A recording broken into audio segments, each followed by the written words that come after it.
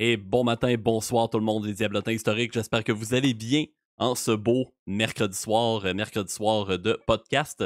Pour celles qui n'étaient pas au courant, en fait, qui peut-être avaient découvert ma chaîne, en fait, dans les dernières semaines, les derniers jours, les derniers mois, je ne fais pas que des lives de gaming. Anciennement, il faut savoir que moi, j'étais animateur de radio. J'ai fait ça pendant 4 ans dans les radios communautaires, étudiantes et tout. Et c'est là que j'ai pogné la première fois la fibre d'animer devant un micro. Et là, quand je suis arrivé sur Twitch puis que j'ai vu qu'il y avait des podcasts aussi sur cette plateforme-là, je me suis dit, pourquoi pas me lancer et démarrer des podcasts d'histoire en référence à l'ancienne émission pour laquelle j'ai déjà collaboré par le passé, 3600 secondes d'histoire. Je me suis dit, pourquoi pas reprendre un peu la même formule. Alors, j'ai intitulé le podcast Diablement historique. Donc, c'est en ce mode-là, finalement, on est en mode podcast pour commencer cette soirée. Et il s'agit déjà du 8e épisode que j'ai commencé à tourner depuis décembre 2019. On a eu plein de beaux invités depuis ce temps-là. Ça a été vraiment une belle aventure jusqu'à présent. J'aime beaucoup, beaucoup tourner des podcasts. Ça fait différent de ce que je fais d'habitude. Et à chaque fois, ça me fait plaisir là, finalement de vous faire découvrir d'autres collègues là, finalement de la communauté historienne, d'autres gens qui s'impliquent à différents niveaux là, finalement dans ce magnifique domaine qu'est l'histoire. Et en plus, cette année 2020, bon, on s'entend, c'est une année qui n'est pas trop conciliante pour personne avec le coronavirus, la pandémie et tout ce qui se passe dans le monde en ce moment. Mais quand même, il y a des trucs assez intéressants aussi qui se passent au niveau des commémorations. Et c'est un peu pour ça finalement que l'invité que vous voyez en plein centre de l'écran ici est avec nous ce soir en fait. Il s'agit de Pierre-Olivier Maheu, qui est historien au Mouvement des Jardins, donc aux Caisses des Jardins. Et la raison pour laquelle il est ici ce soir, en fait, c'est que je l'ai rencontré à l'occasion des rendez-vous d'histoire de Québec. J'ai eu la chance finalement de le rencontrer, de lui serrer la main et de streamer en fait sa conférence sur Facebook pour le contrat pour lequel j'étais engagé auprès des rendez-vous d'histoire. Et là, j'ai beaucoup, beaucoup aimé justement son approche. J'ai beaucoup aimé comment il abordait ses sujets, comment il présentait ça. J'ai aimé son dynamisme aussi, sa sympathie et tout. Et c'était vraiment, vraiment intéressant. Il venait de nous présenter, en fait, cette année, c'est les 120 ans du Mouvement des Jardins. Les 120 ans d'existence déjà. Première caisse qui a été fondée en 1900. On va en reparler un peu plus tard d'ailleurs. Et en plus, cette semaine, plus précisément, c'est la semaine de la coopération. Et en plus de ça, c'est le 100e anniversaire du décès d'Alphonse Desjardins, le fondateur des Caisses Desjardins.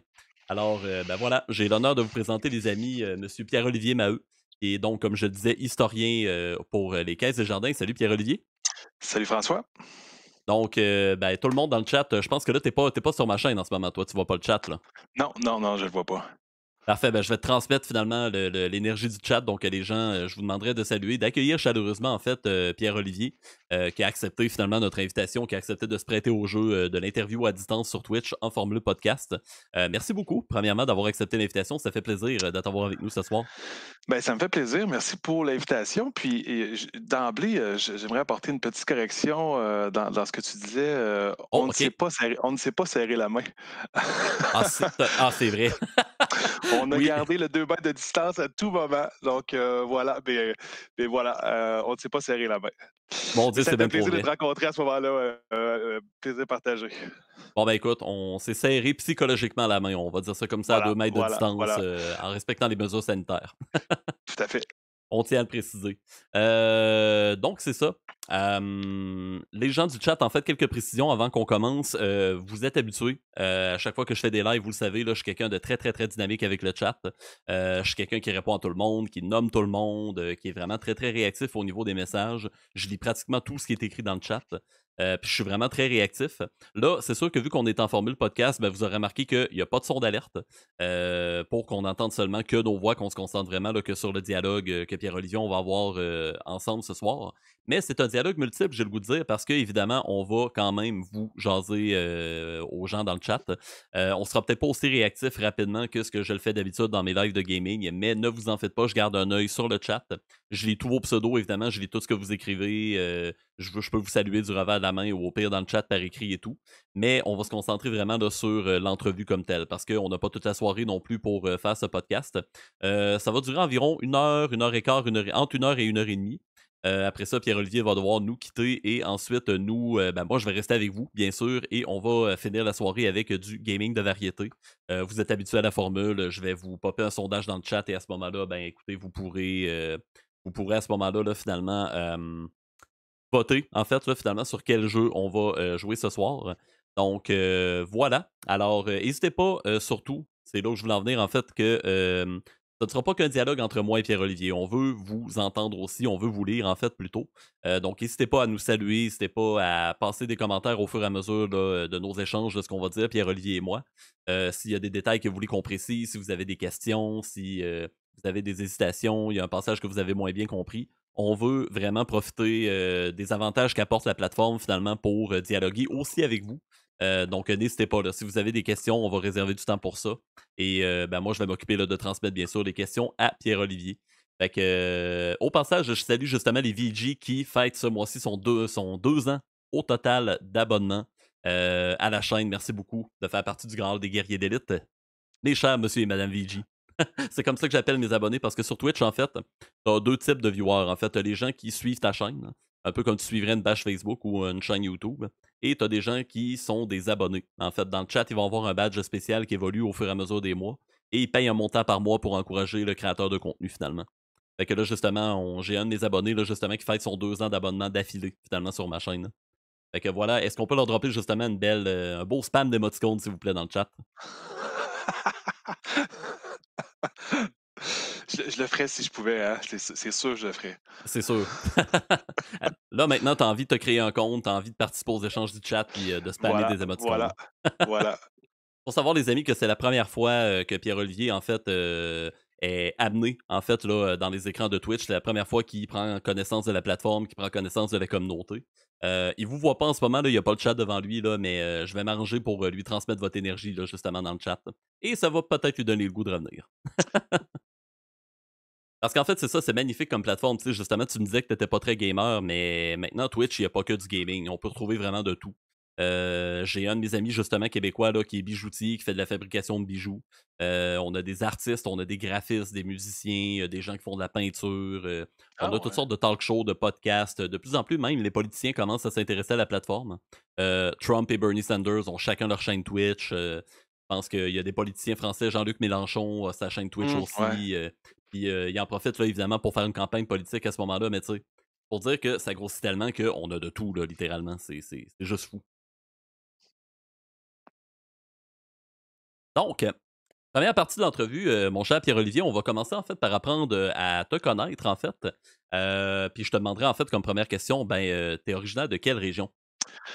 Je suis originaire de Lévis, donc Lévis qui est petite ville en face de Québec. J'ai grandi à Lévis, je suis né à Québec, mais j'ai grandi à Lévis, donc voilà. Pour ceux qui situent là, le troisième lien, c'est nous autres. C'est de votre faute. Exactement, exactement. T'as passé la majorité de ta vie à Lévis, j'imagine, est-ce que t'es sorti un peu de la région à certains moments Ben, de en ta fait, vie? j'ai toujours habité à Lévis, puis je trouve vraiment que puis entre autres parce on est bien ici. La proximité de Québec donne beaucoup d'opportunités pour, ben, justement pour étudier, pour aller voir des spectacles, pour sortir. Puis en même temps, on a le côté, côté petite ville, côté, un milieu assez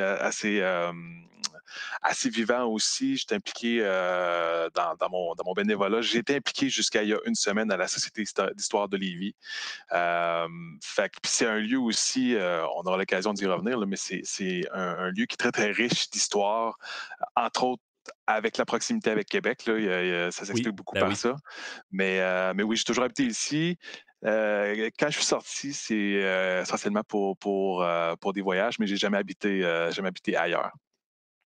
Donc, déjà, tu as beaucoup, beaucoup de salutations dans le chat. On a. Attends, si je remonte un petit peu le chat, on a justement Mignon33, Rapkill, Otar Gaming QC, Willybot, Karen RB, Malvinia, Toirds, Levi évidemment, qui te salue aussi. Lou202, bref, tous les viewers du chat, en fait, te saluent, t'envoient plein d'amour là, via les émoticônes. Merci. Merci. Ils te souhaitent la bienvenue. Les VG, notamment, ils disent bienvenue, Monsieur Maheu, sur Twitch. C'est un grand plaisir d'assister à votre baptême de la plateforme sur la chaîne de L-Frank. Donc, effectivement, bienvenue sur Twitch officiellement pour la première fois. Merci beaucoup. Très gentil. Lévi represent parce que oui, les VG, en fait, c'est un couple là, qui est derrière le compte. Ils sont à Lévi aussi. Wow, super, ça, là, des concitoyens excellents. Je me sens déjà plus en famille, là, tu sais. Et Toyard qui dit que Lévi est une petite ville qui grandit beaucoup. C'est vrai, la ville subit une Oui, bonne expansion quand même. Oui, oui, oui, ben beaucoup, puis c'est beaucoup tu le centre historique qui est vraiment face au Vieux-Québec. Puis tu as, plus la partie proche des ponts, donc qui est plus à l'ouest, qui se développe beaucoup effectivement, beaucoup de gens de Québec qui traversent pour habiter à Lévis, ouais. Ouais, ouais. Exact. Puis, ben, justement, on va passer à la grande question. Qu'est-ce qui t'a amené vers l'histoire?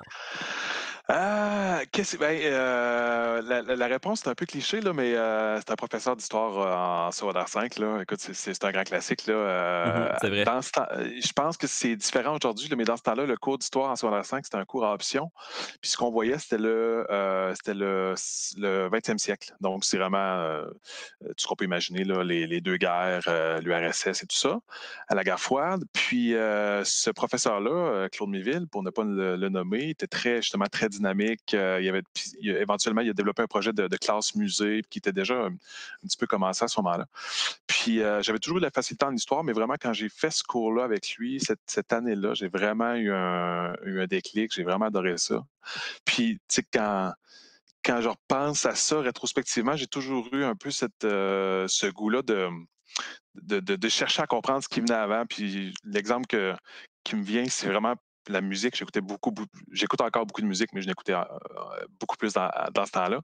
Puis j'allais toujours chercher c'était quoi les groupes qui avaient inspiré les groupes que j'écoutais. Fait que je me retrouvais toujours tu sais, je fais une espèce de recherche historique finalement de savoir tu sais, ça vient d'où cette façon-là de jouer, ça vient d'où ces thèmes-là qui sont abordés, tout ça, ce style-là.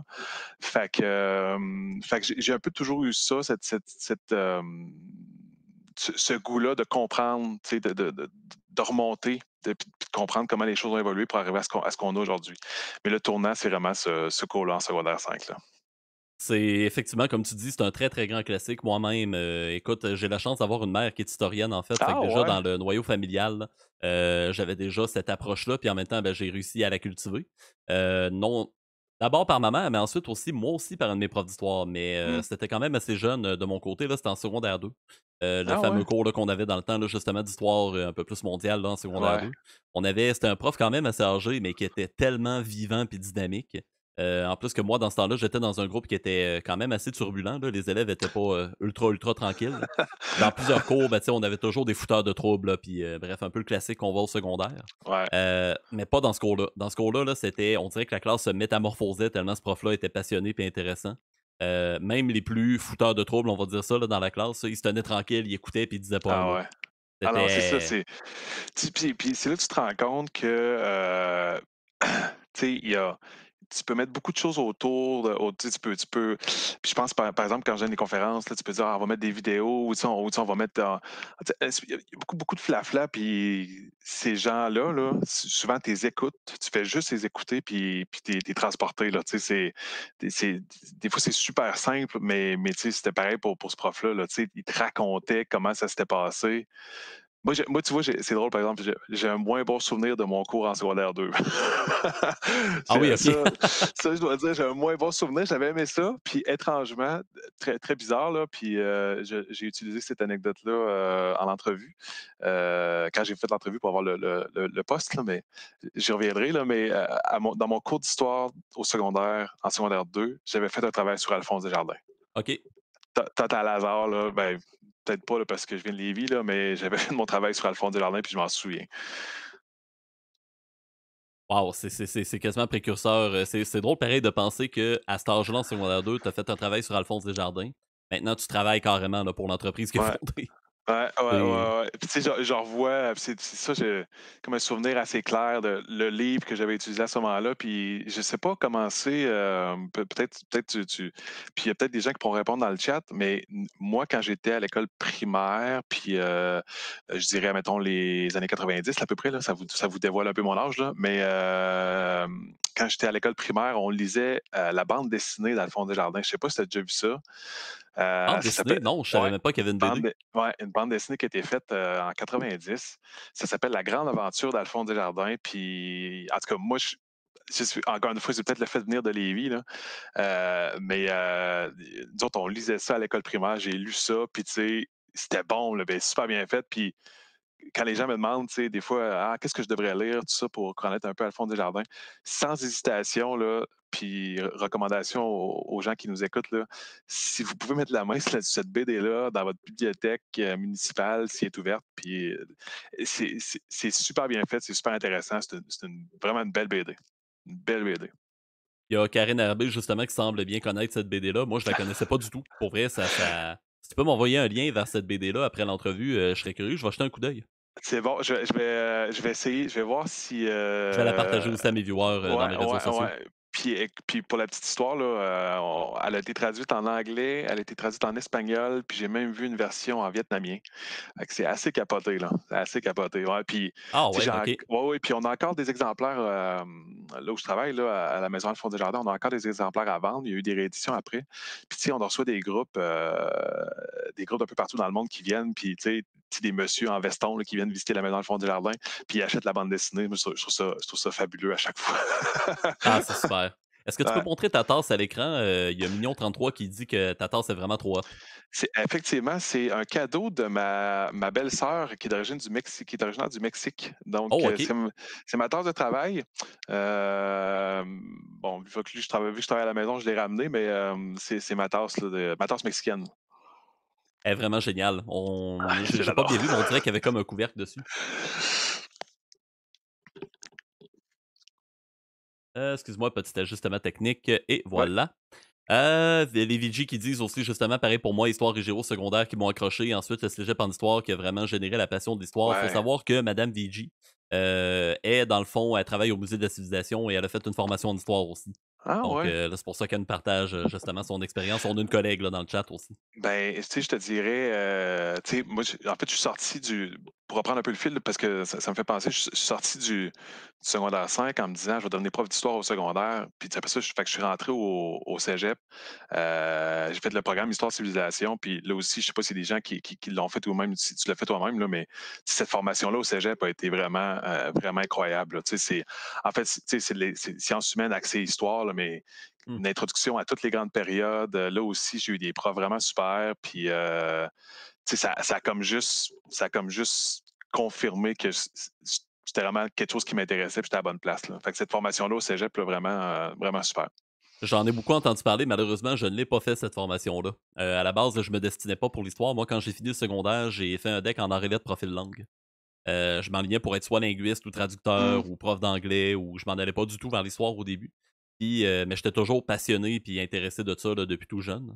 Mais je voyais pas ça comme une avenue possible de carrière. Donc, j'avais comme bifurqué là, finalement vers un autre sujet dans lequel j'étais bon, c'est-à-dire les langues. Là. J'étais toujours doué en mhm. anglais puis facilité d'apprendre les langues et tout. Fait que je suis allé là-dedans au OK. début, puis là, ben, j'ai rebifurqué vers l'histoire après mon deck pour l'université. Mais de toute façon, langue et histoire, on s'entend, c'est proche. Là. J'avais quand même beaucoup de rudiments d'histoire à travers mes cours. Fait que Ah, c'est vraiment, vraiment, c'est proche. Puis, tu sais, c'est aussi, ça rentre aussi un peu dans le profil. Tu dis art et lettres, puis, tu sais, juste j'entends ça, moi, puis je me dis, hey, tu sais, j'aurais pu faire ce cours-là. Là. Tu sais, j'aurais pu faire ce deck-là, puis trouver mon compte aussi. Là.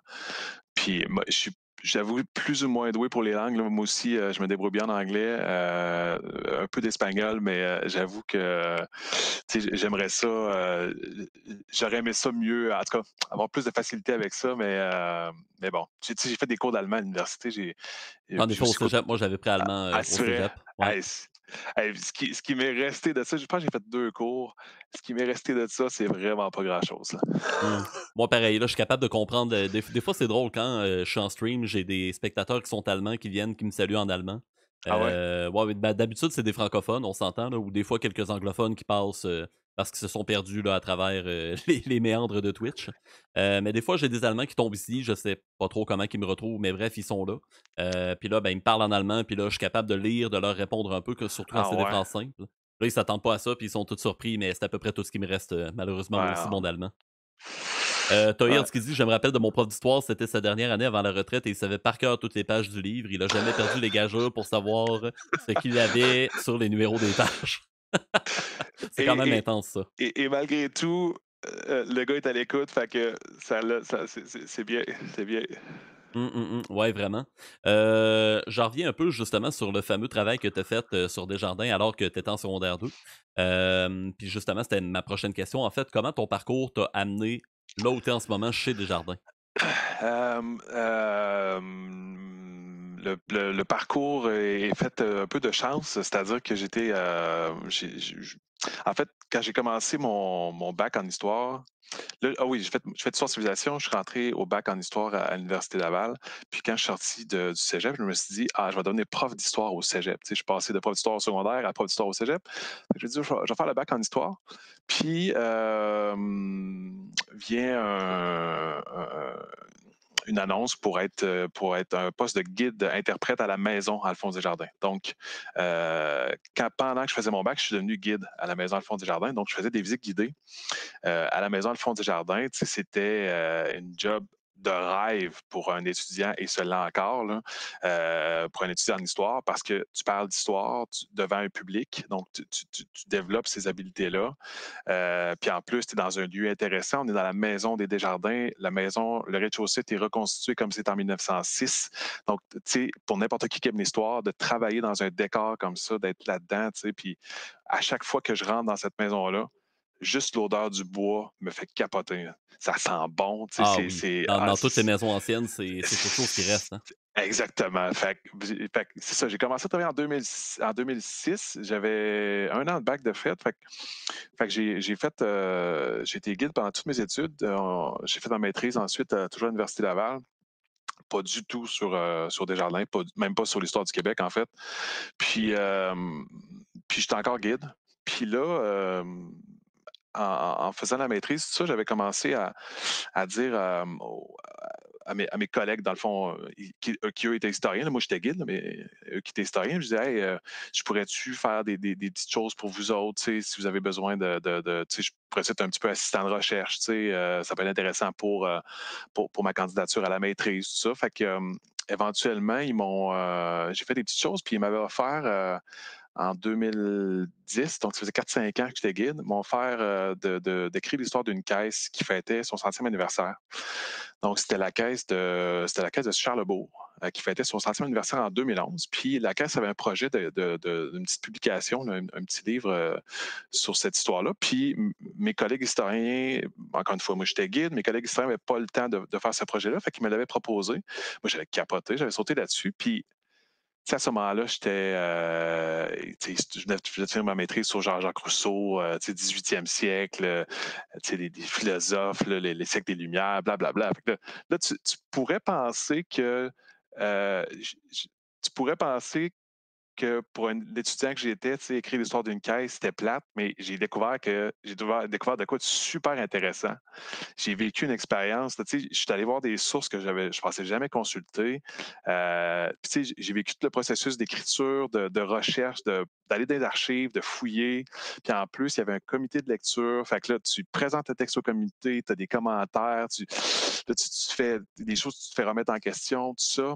Puis ça a super bien été. Puis le petit livre, c'est une brochure. Là, tu sais, le texte faisait, je sais pas, là, 25-30 pages. Là. Puis de vivre après ça un lancement. Là, il y a un lancement. Là, fait que le livre que tu as écrit, il y a des gens qui sont là, puis le livre est donné, puis les gens ils partent avec ça. Puis ça a été vraiment un projet qui m'a totalement, totalement allumé, puis qui m'a fait découvrir aussi à quel point c'était intéressant cette histoire-là, l'histoire du mouvement des jardins. Puis après ça, éventuellement, il y a un poste d'assistant de recherche qui s'est libéré. Puis j'ai fini par laisser tomber le doctorat que j'avais commencé pour travailler comme assistant de recherche chez Desjardins. Wow! C'est c'est là qu'on voit que ce qu'on nous dit en fait dans notre domaine pendant nos études, je veux dire, ton parcours est un bon exemple justement de ce qu'on nous dit, c'est-à-dire quand on s'en va étudier en histoire, on en parlait justement avant de démarrer le stream.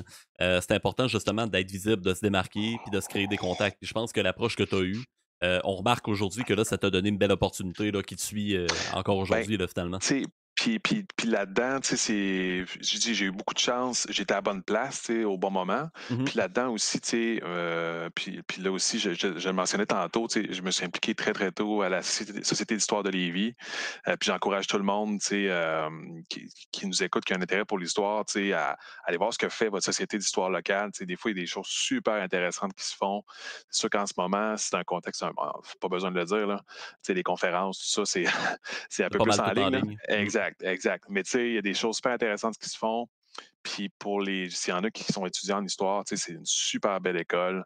Fait que moi, ça, tu sais, on fait un peu sa chance aussi, là. Fait que, en tout cas, c'est vraiment c'était vraiment un bel endroit.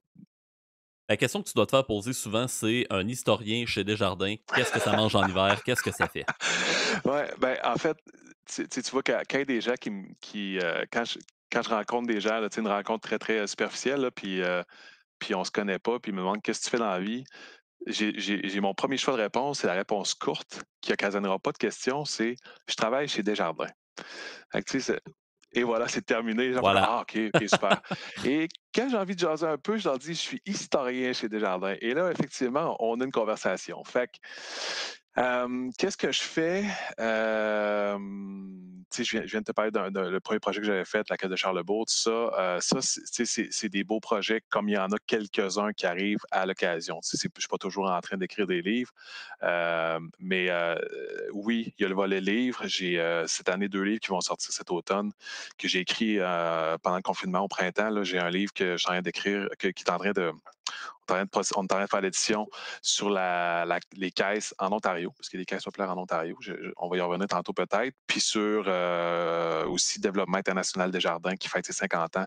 Ça aussi, on pourrait y revenir tantôt. J'ai ces 2 livres-là qui sortent. Donc, il y a le côté vraiment rédaction comme tel, recherche, donc pour cette rédaction-là, avec tout ce que ça peut impliquer donc dans les archives. Je fais des entrevues aussi avec des acteurs de l'histoire et ça, c'est une chose vraiment, vraiment cool à faire. Tu t'assois avec quelqu'un, tu sais, puis raconte-moi ta vie, là. Tu sais, puis encore une fois, ça peut avoir l'air bien plate, mais c'est incroyable ce qui sort de là, là. Puis les expériences, puis ce que tu en retiens, ce que tu en retires, toi, comme personne, c'est vraiment, vraiment cool. Fait que ça, c'est la partie, comme je te dis, plus historien, là, recherche, rédaction. C'est pas des projets. Là, j'en ai nommé 2. C'est une grosse année cette année, là, mais ça arrive quand même c'est plus occasionnel. Sinon, au quotidien, c'est beaucoup des demandes d'information.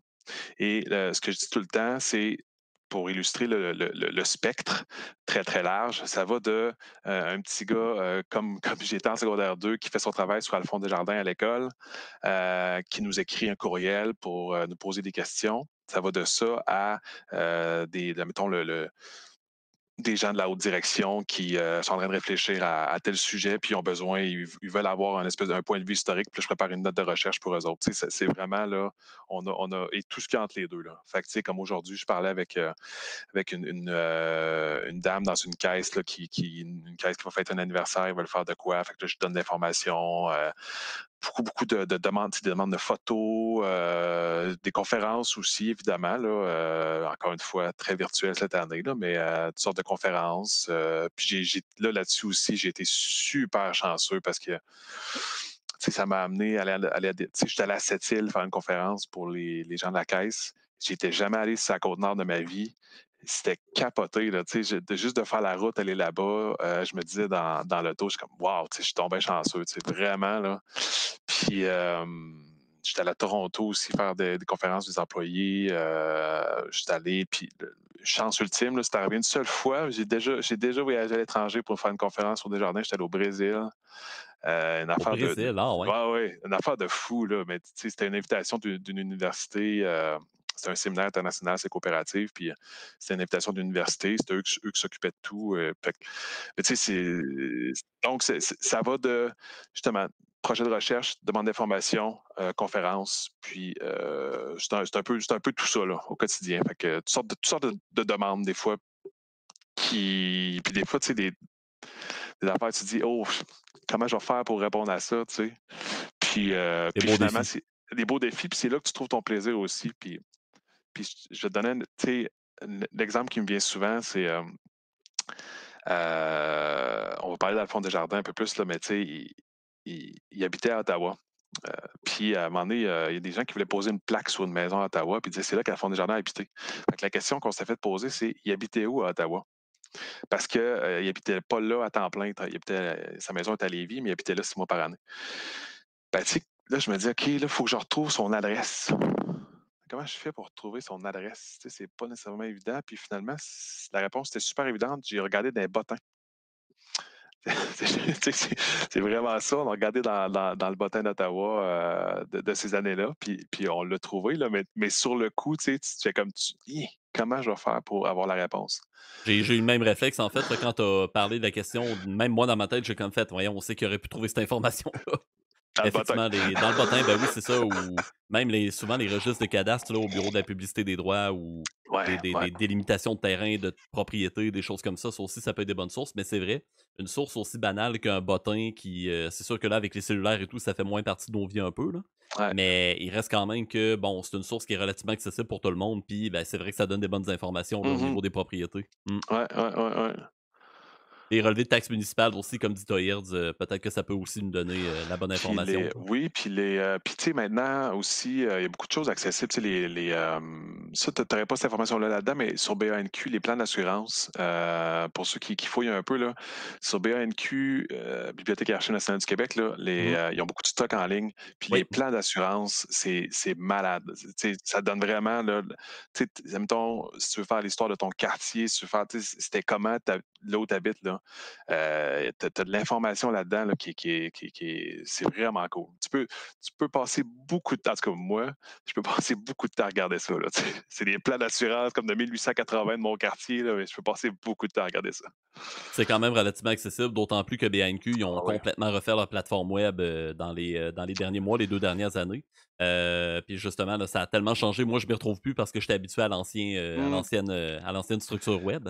Mais quand même, là, pour n'importe quel citoyen, c'est quelque chose d'accessible at écoute, large, là, finalement, ah, pour vraiment, prendre l'anglicisme. vraiment.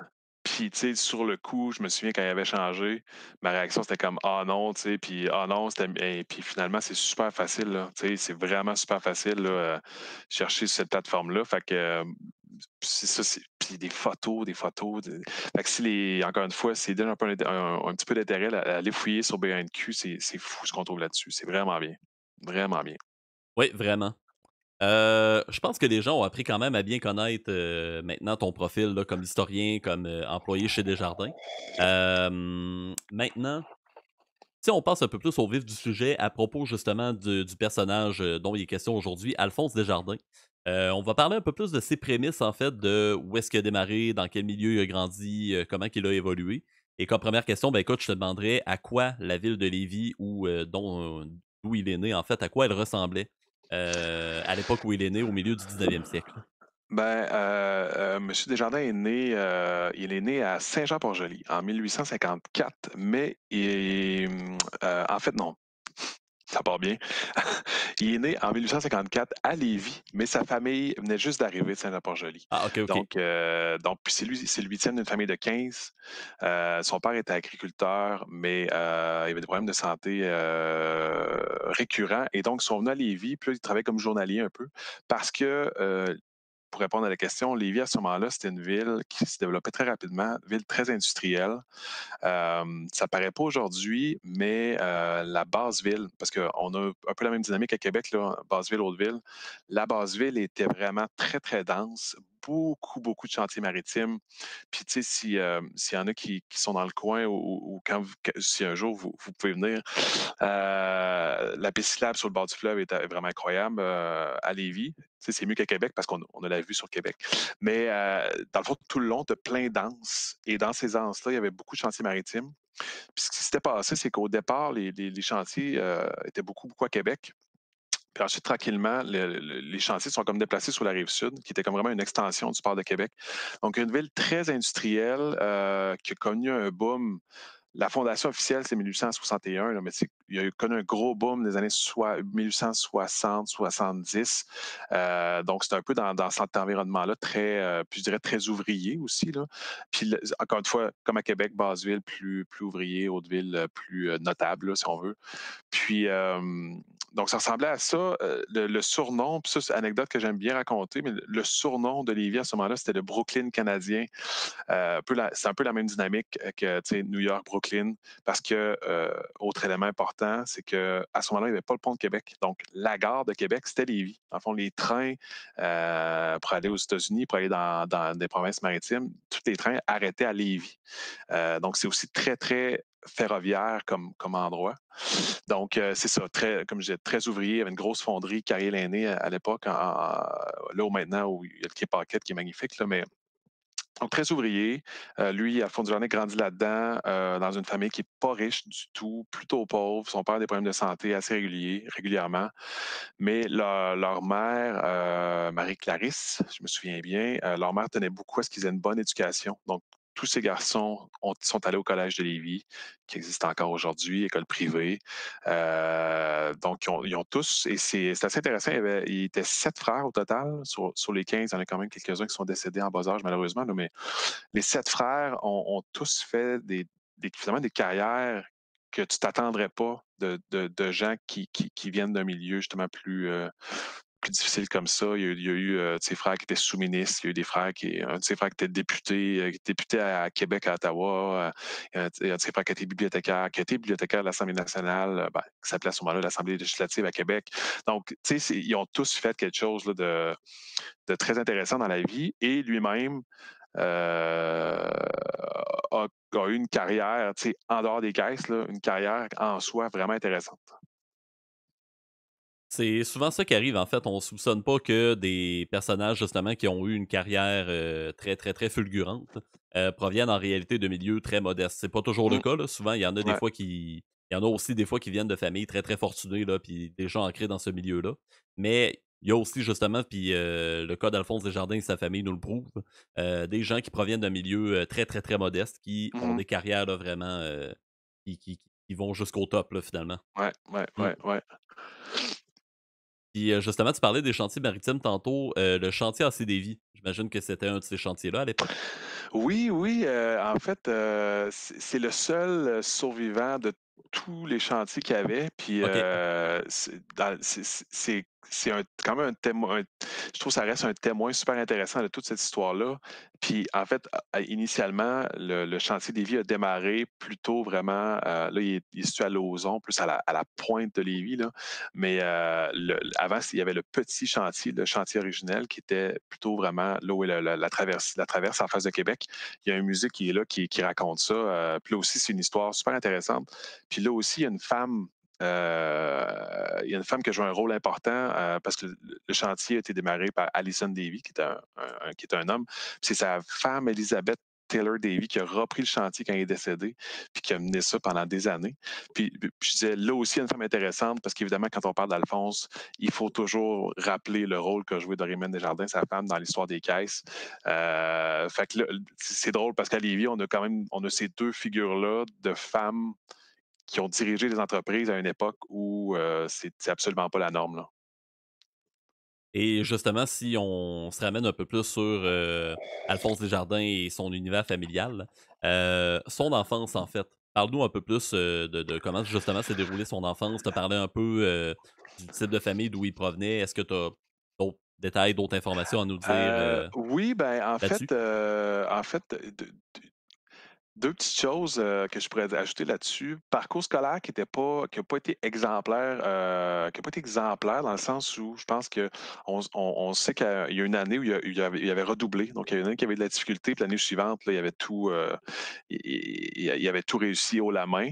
Fait qu'on- on sait ça au Collège de Lévis, donc c'était pas nécessairement l'élève le plus brillant, mais je pense que il y a aussi tout le contexte autour aussi qui peut être un petit peu plus, qui n'était pas nécessairement facilitant.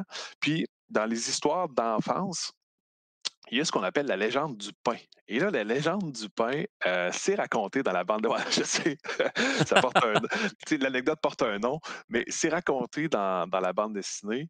Puis ça serait, en tout cas, il y a des fondements historiques à ça, c'est clair, parce qu'il y a des trucs qu'on sait qui sont historiquement exacts, mais ça vous donne une idée un petit peu de la pauvreté relative dans laquelle ils étaient. Euh, donc, on raconte que M. Desjardins, quand il était enfant, sa mère, il donne, je ne sais pas trop, là, une coupe de sous pour qu'il ait acheté du pain. Il s'en va chez le boulanger et là, il dit je veux acheter du pain. Puis le boulanger dit t'as pas assez d'argent. Puis il le met à la porte de la boulangerie. Puis là, il y aurait un riche monsieur qui est passé, puis qui l'a vu se faire mettre dehors de la boulangerie, puis qui est rentré avec lui, puis qui a acheté un paquet d'affaires pour lui, puis qui est retourné à la maison après. Fait que, tu sais, Comment c'est arrivé jusqu'à nous, cette anecdote-là? Honnêtement, j'en ai aucune idée, mais Bouche à oreille, probablement. exactement. Puis, tu sais, il y a eu des descendants après, fait que ça a pu rester aussi dans la famille. Mais, mais donc, il y a cette histoire-là, en tout cas, il y a des fondements historiques, il y a des références à des trucs qui sont vérifiés dans l'histoire de Lévis, entre autres le nom du boulanger en question. C'est un commerçant qu'on sait qui existait, là. On a son nom qui fait partie un peu de cette légende-là. Fait que pour son enfance, je te dirais, on n'en sait pas beaucoup plus que ça. Études au collège, pauvreté relative encore une fois. Puis il termine donc, c'était le cours commercial à l'époque. Donc c'était pas le cours classique qu'il a fait, c'était le cours commercial. Fait que plus pratique si on veut que le cours classique. Justement, donc, comment ça s'est déroulé son parcours d'études? Tu dis qu'il a commencé par faire le cours, commercial au séminaire. Est-ce que ça s'est bien passé? Est-ce que Desjardins était ce qu'on peut considérer comme un bon étudiant ou un étudiant modèle? Je pense que c'était comme je disais, il a redoublé une année, mais au-delà de ça, sinon, de façon générale, des résultats, c'est bon. Encore une fois, je pense pas que je- pour ce qu'on en sait, en tout cas pour ce que moi j'en sais, c'était pas un élève absolument extraordinaire, mais je pense quelqu'un de très, puis on le voit après dans sa vie, très appliqué, très méthodique, avec un goût pour la lecture, là. Ça aussi, ça fait partie des quelques petites choses qu'on sait sur leur enfance. Leur mère leur a transmis un goût de la lecture. Monsieur Desjardins avait une bibliothèque très, très vaste dans laquelle il y avait beaucoup de choses très, très variées. Donc, c'est un peu ce qu'on peut en dire. Puis, tu sais, après ça, il a commencé après ça, il a travaillé dans le journalisme, là. Tu sais, il a travaillé avec les mots, il a travaillé avec sa plume, il a gagné sa vie avec ça pendant en fait, la majeure partie de sa vie. Fait que, euh, c'est ça. Je pense qu'il y avait j'hésite comme un peu à le dire, mais on peut voir Alphonse Jardin un peu comme un intellectuel, d'une certaine façon, à certains égards dans sa vie. À travers son, parcours d'études, il a passé, par divers chemins, notamment celui de militaire. Ça m'avait beaucoup accroché, quand j'ai lu sa biographie. Ouais. Est-ce que tu peux nous en dire plus sur cet aspect-là?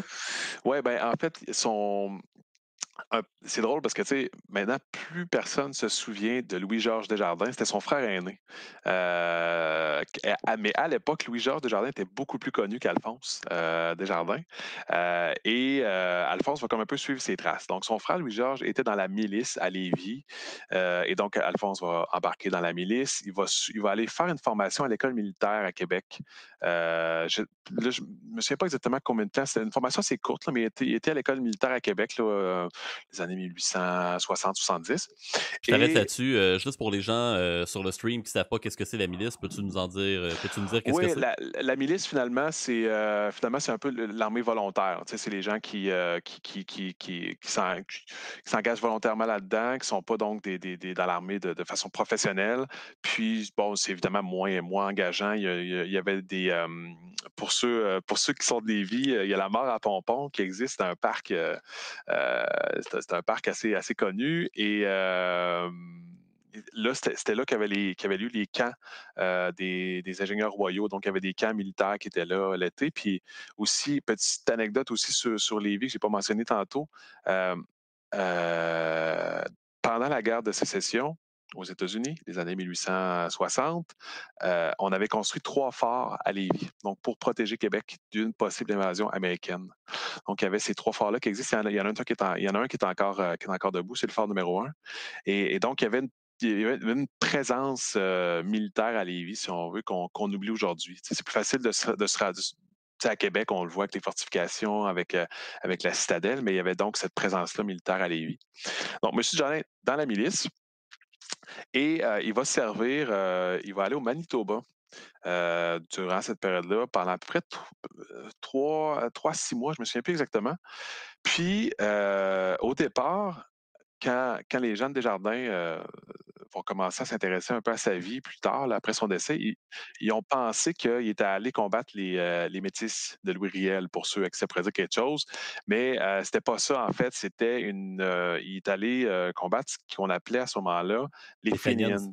Exactement.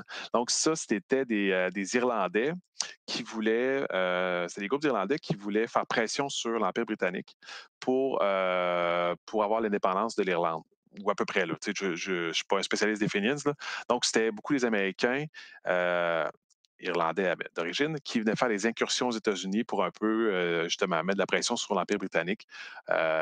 Et donc, il est allé combattre les Fenians au Manitoba.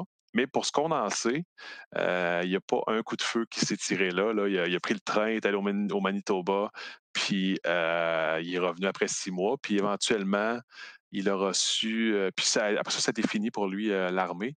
Et quelques décennies plus tard, là, je ne me souviens pas, là, autour des années 1900, il a reçu une médaille pour ça qui est exposée à la maison Alphonse Desjardins, là, un peu comme ancien combattant finalement.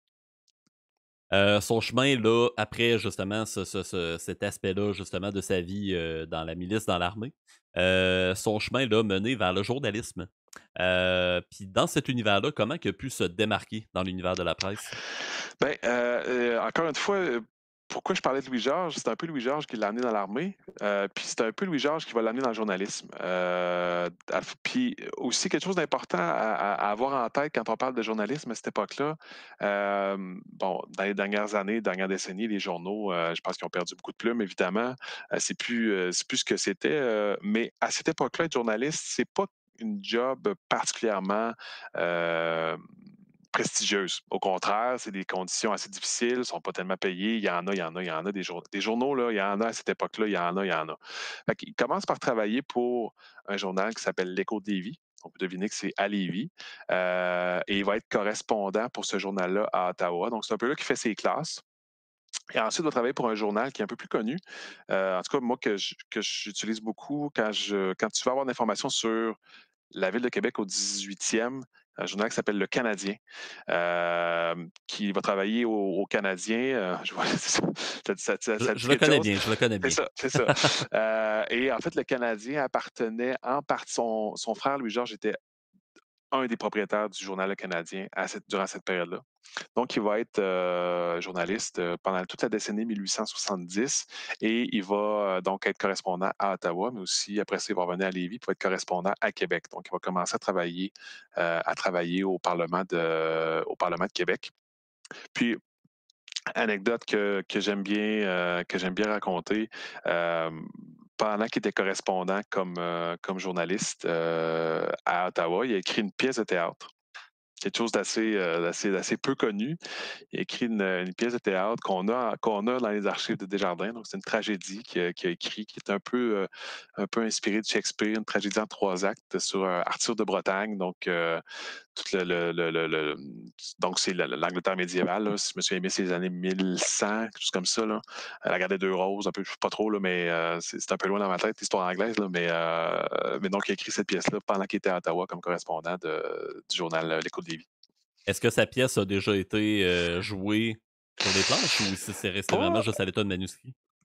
Pas à ma connaissance, pas à ma connaissance. Puis il y a un de mes collègues qui était historien, qui a maintenant d'autres fonctions à Desjardins, là, qui s'appelle Claude Genet. Lui, c'est quelque chose qui poussait beaucoup. Puis il disait, hey, ça serait le fun à un moment donné de la jouer, tu sais, de la monter cette pièce-là. Ça n'a jamais été fait. Fait que ça serait le fun de le faire, mais non. En tout cas, à notre connaissance, ça n'a pas été présenté. Mais donc, il y a ce petit côté-là littéraire un peu qu'on pourrait ne pas soupçonner du tout du Mm. personnage qu'on connaît, là, le fondateur des caisses populaires. Mais donc, il y a cette anecdote-là. Puis autre chose, euh, il était parmi les fondateurs de la Société de géographie de Québec dans les Ah oui, années ok. 1877, je pense, ou 74, je ne me souviens pas très bien.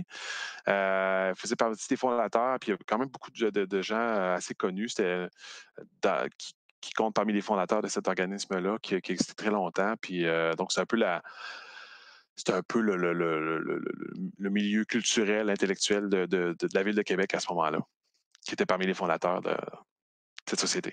Il était jeune en plus, si tu me dis 1874, il est né en 1854, il avait quoi, début vingtaine environ? Début vingtaine, ouais. Ah, tu sais-tu, j'y pense, c'est-tu 78, mais en tout cas, effectivement, assez jeune.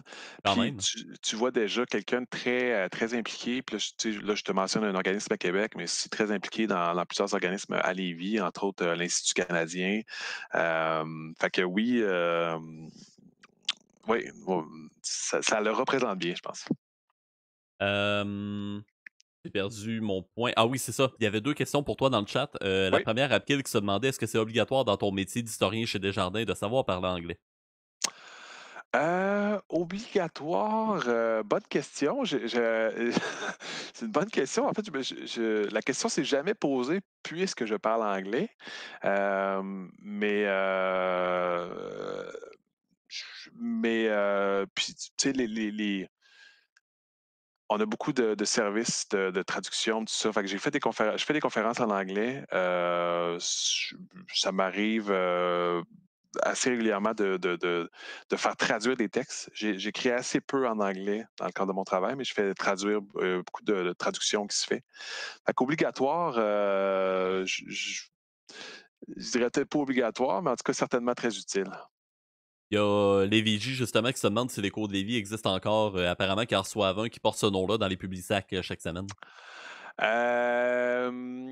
L'écho de Lévis n'existe plus. Il y a eu, ça a été dans les journaux qu'il y a eu à Lévis. Après ça, il y a eu le quotidien de Lévis, là aussi, qui a existé plus longtemps. Là, ce qu'on reçoit aujourd'hui, c'est un hebdo qui s'appelle simplement le Journal de Lévis, si je ne me trompe pas. C'est le Journal de Lévis qu'on reçoit. Il y a eu, encore là, c'est super lévisien, là, mais il y avait le Peuple Tribune avant. Il y avait le Peuple Tribune qui existait, là, mais aujourd'hui, c'est le Journal de Lévis. Donc, l'écho de Lévis, non, n'existe plus. Un peu comme nous, à Rimouski, on a un journal qui s'appelle le Journal d'Avantage, Ouais, c'est qui est les dans hebdos plusieurs régions locaux. d'ailleurs aussi, là, ouais. Mmh.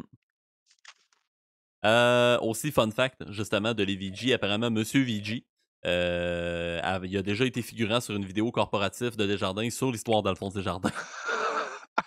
Hey, je parlais de la bande dessinée tantôt. Dans le fond, ils ont fait la bande dessinée pour le 90e anniversaire en 1990. Puis cette année-là, il avait non seulement fait une bande dessinée, mais il avait fait un téléfilm. Oh, OK.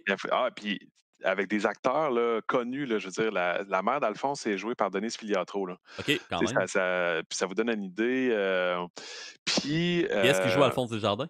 je me souviens pas de son nom. Je me souviens pas de son nom, mais c'est pas, tu sais, c'est pas. C'est un acteur que j'ai vu dans d'autres choses, mais c'est pas, tu sais, c'est pas quelqu'un que son nom me vient en tête là, tout de suite. Là, OK, OK. fait que malheureusement, je peux pas le dire, là, mais ils ont fait un téléfilm super bien fait, 2 épisodes d'1 heure, quelque chose comme ça. Puis, il y avait donc du tournage qui a été fait à Lévis, puis il avait pris entre autres des employés de Desjardins pour être figurants, entre autres. Fait que, fait que voilà. Mais ça aussi, ça, par exemple, c'est plus dur à trouver que la bande dessinée. Le téléfilm, là, nous autres, on a ça dans nos archives, là, mais c'est assez dur à trouver. Ce qui est intéressant, en fait, de ce que tu nous montres à date avec Alphonse Desjardins, c'est que justement, c'est quelqu'un d'assez surprenant qui s'est impliqué sur différents volets. Puis en même temps, ben, je veux dire, ça représente un peu l'idée des hommes de l'époque qui se rendaient loin dans leurs études. À l'époque, les gens étaient, ces hommes-là étaient vraiment, vraiment polyvalents. Ils exerçaient un métier, mais à travers ce métier-là, ils en venaient à devenir des experts dans plein d'autres domaines. C'était un peu les espèces d'intellectuels savants là, sur un peu différents domaines. Tradition là, qu'on a justement depuis l'Antiquité, puis qui était vraiment beaucoup, beaucoup mis de l'avant, surtout au 19e siècle à l'époque, puis quand même aussi à travers le 20e. C'est un peu perdu aujourd'hui où les gens là, vraiment sont spécialisés dans un Mmh. seul domaine, et les autres domaines, ben, finalement, ils s'y intéressent par passion, là, si jamais ça leur vient comme ça, mais pas plus que ça. Puis Mmh. Desjardins, justement, représente un peu cet archétype-là au sens où c'est quelqu'un qui s'est impliqué à divers niveaux, c'est quelqu'un qui, malgré tout, oui, a pris un domaine de spécialisation, mais quand même qui a vraiment élargi ses horizons un peu partout. Puis, ben, comme tu nous l'as un peu montré, il s'est impliqué beaucoup dans les sphères culturelles de sa communauté, littéraire, mais aussi politique. Mmh. Sur ces trois volets-là, est-ce que tu peux nous en dire plus? Oui, ben, en fait, il était, très impliqué à Lévis je parlais de l'Institut canadien, donc ça, c'est plus dans le culturel. Il a été à la chambre de commerce, évidemment, pendant une dizaine d'années. Il a été dans ce qu'on appelait à ce moment-là des sociétés de construction mutuelle. Il a été aussi quand je parlais de son frère Louis-Georges, encore une fois, son frère Louis-Georges a été député, je le disais, il était député pour le Parti conservateur. À Québec et à Ottawa, si je me souviens bien, en tout cas, très certainement était député. Et puis, Desjardins était parmi les militants du Parti conservateur à Lévis à cette époque-là. Donc, puis évidemment, c'est la fameuse époque là, des rouges puis des bleus. Là, je veux dire, c'est une autre chose. Le Parti libéral de l'époque, c'est pas le Parti libéral d'aujourd'hui. Le Parti Et conservateur de vice-versa, l'époque, ouais. exactement. C'est pas la même chose qu'aujourd'hui. Mais donc, impliqué dans le Parti conservateur. Fait que oui, dans beaucoup, beaucoup de sphères, tu sais, effectivement, c'est des gens qui étaient. Je sais pas si c'est parce que. Puis des fois, on se pose la question, tu sais, je sais pas si c'est parce qu'il n'y avait pas tout ce qu'on a maintenant pour se divertir, mais c'était des gens super impliqués. Vraiment, là, tu te demandes. Puis, tu sais, il y a tout le volet dont je n'ai pas parlé, qu'il y avait une famille de 10 enfants. Ils ont eu 10 enfants au total, Dorémon Desjardins et Alphonse Desjardins. Puis, bon, là-dessus, il y en a 3 qui sont décédés en bas âge, malheureusement, mais donc, ils ont quand même une grosse famille. Puis, c'était pas la norme non plus. Souvent, on a l'impression que tout le monde avait des grosses familles dans ce temps-là. Non. C'est une grosse famille pour l'époque. Fait que tu te dis, ben voyons, tu sais, comment ils faisaient. Mais effectivement, les gens faisaient plus ça, j'ai l'impression, à cette époque-là, cette implication-là. Évidemment, il y avait des divertissements à l'époque, mais c'est sûr que maintenant, avec les moyens de télécommunication qu'on a, avec Internet, avec toutes les différentes plateformes, et j'inclus Twitch là-dedans, là, évidemment, la plateforme sur laquelle on est en ce moment. Maintenant, le divertissement est tellement varié et facile d'accès que c'est sûr Ouais, que ça. Puis il y a juste 24 heures dans une journée, veut pas. Fait que c'est certain que à un moment donné, les gens, ben, fournissent plus à tout faire ce qu'ils veulent faire, finalement. ouais, C'est un peu exact, la dynamique exact. d'aujourd'hui. Mm, mm, mm. On passe un peu plus maintenant au volet création, on va dire expansion des caisses coopératives. Justement, qu'est-ce qui a implanté chez Alphonse Desjardins à travers tout ce qu'il a déjà fait, comme s'il n'y avait pas déjà une vie assez remplie, justement? Qu'est-ce qui a créé l'étincelle chez lui de se dire il faut une coopérative de caisse au Québec? Dans le fond, j'ai dit, était journaliste. Dans les années 1880, il travaille au Parlement à Québec comme rapporteur des débats, donc prend en note les débats parlementaires. Ben, à partir de 92, il va faire le même travail, mais à Ottawa. Donc, quand je disais tantôt, je disais qu'il habitait à Ottawa, il habitait à Ottawa 6 mois par année. Fait qu'il était sténographe français à la Chambre des communes. Donc, il était soumis de la Chambre des communes, prend en note les débats au Parlement, les débats qui sont faits en français. Puis, puis à ce moment-là, le Parlement siège à peu près 6 mois par année, donc c'est à peu près moitié-moitié Lévis-Ottawa. Euh, donc, l'inspiration vient à son travail. Et puis, c'est merveilleux parce qu'on a la date précise. Là, c'est à peine si on n'a pas l'heure à laquelle c'est arrivé.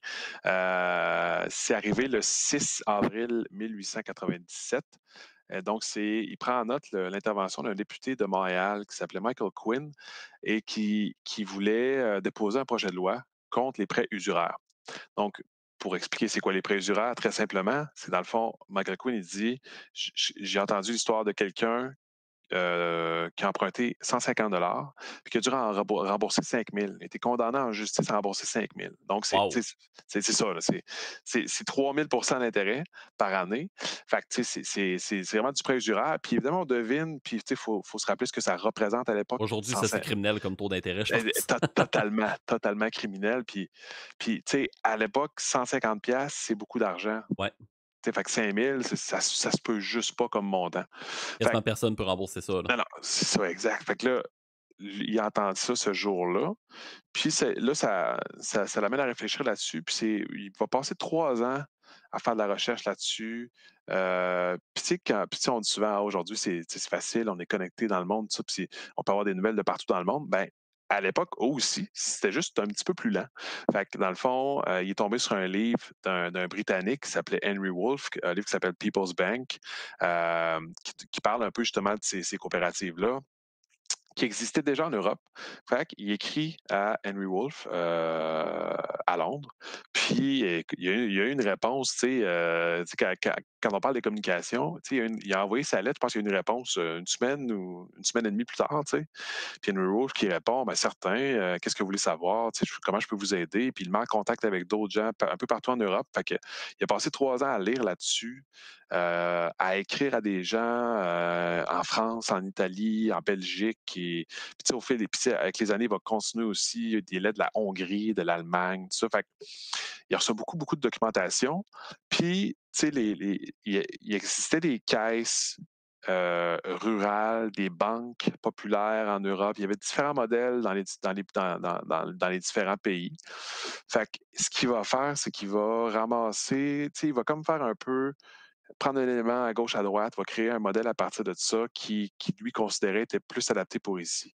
Parce qu'il se disait, je peux pas prendre le modèle français puis le mettre, créer ça ici. Je peux pas prendre le modèle allemand, le modèle italien. Donc, il a créé quelque chose pour ici, qui est la Caisse populaire des jardins.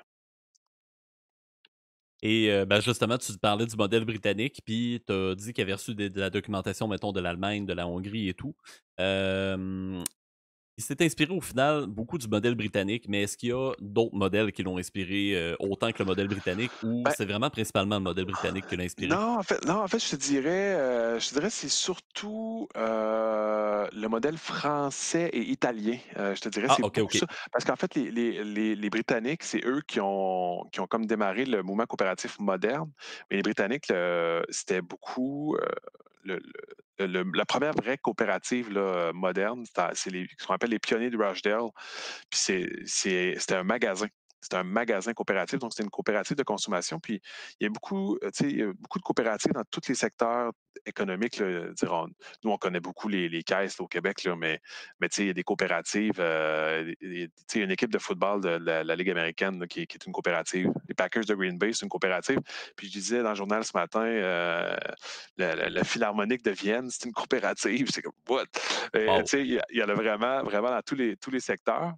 Fait que, bref, pour les caisses, il s'est vraiment beaucoup inspiré des modèles français et italiens. Il a emprunté des choses aux Allemands. Il y avait les caisses Raiffeisen qui existent encore aujourd'hui.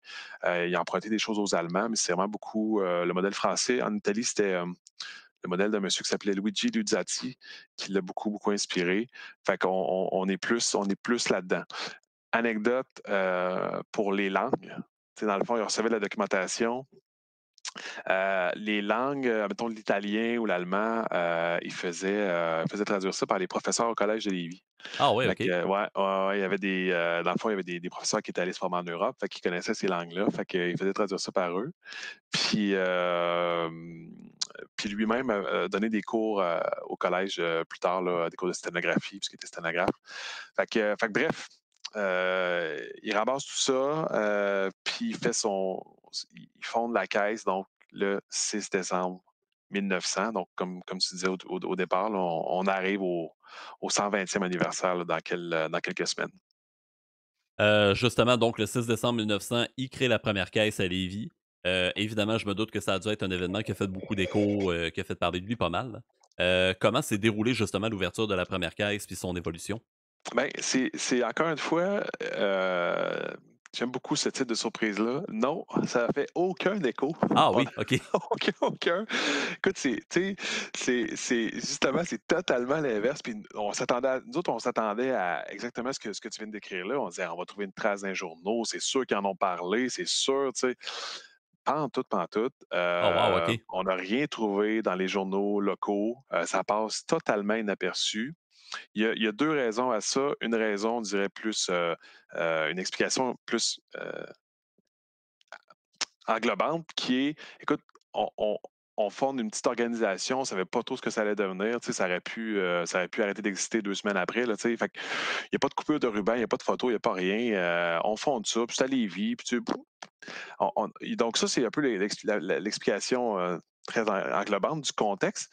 Et une explication très précise, c'est que la Caisse a commencé ses activités le 23 janvier 1901, c'est-à-dire la veille ou le lendemain du décès de la reine Victoria.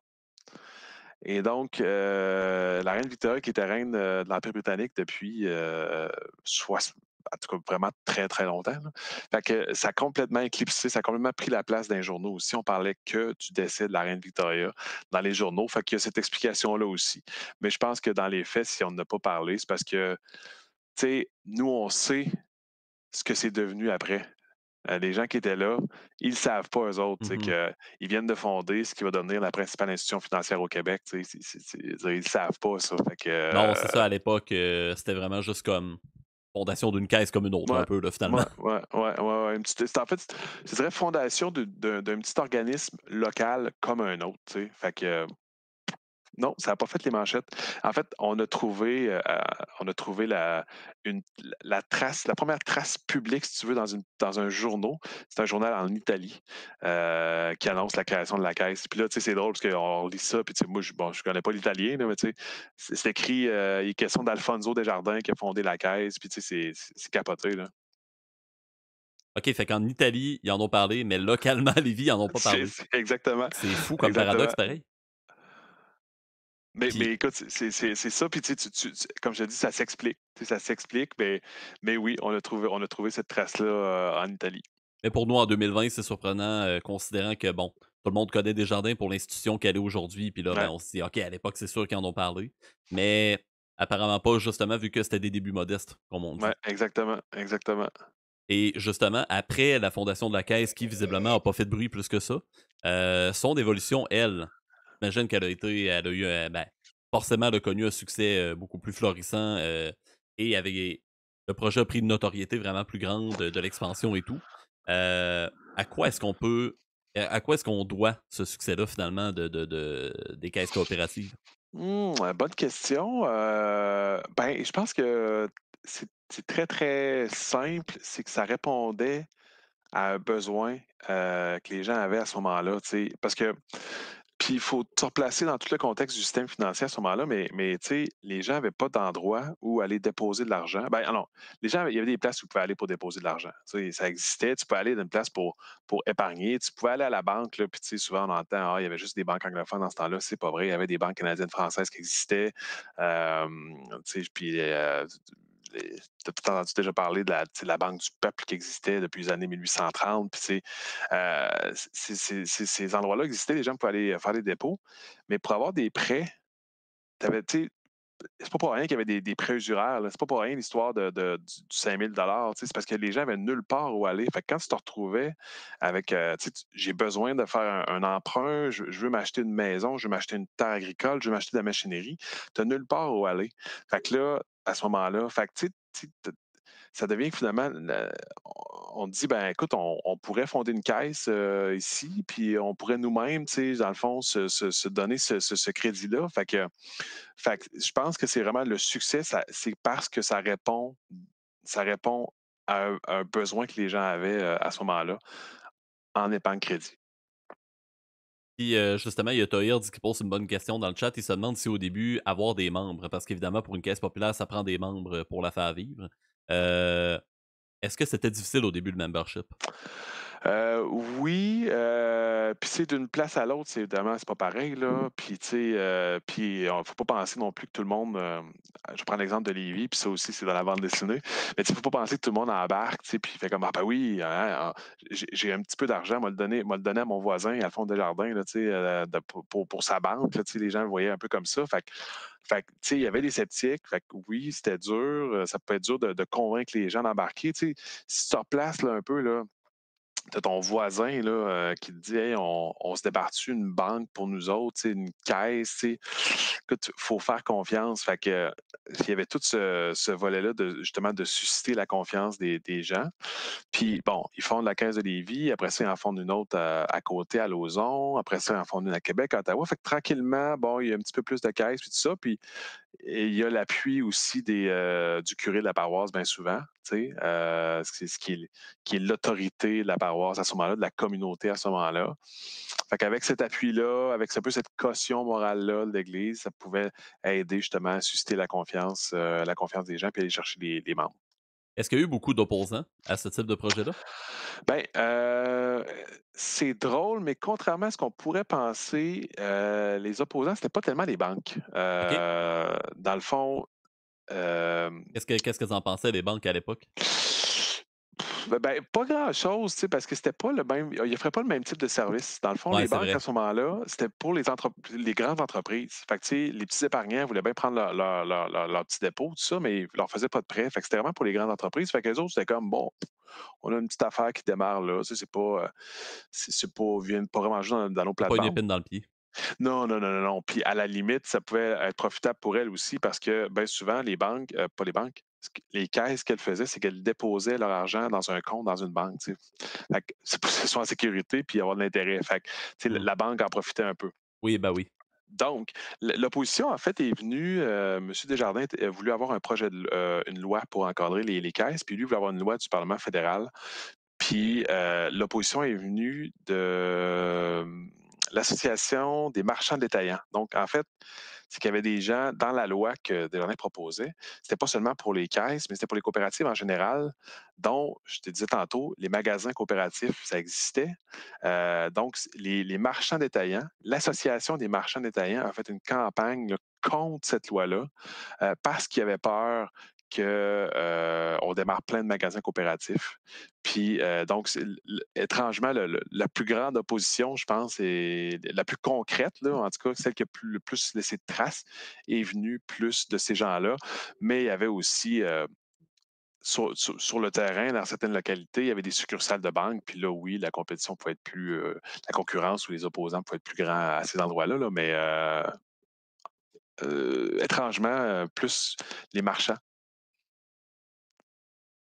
Les VG qui veulent savoir si, tu lu, en fait, le petit catéchisme des caisses populaires Desjardins. Parce qu'apparemment, madame VG dit qu'ils en ont une copie au Musée de la civilisation, mais qu'elle a jamais la possibilité de le lire, en fait. Fait qu'elle veut savoir si toi, tu as eu, la chance de lire ça.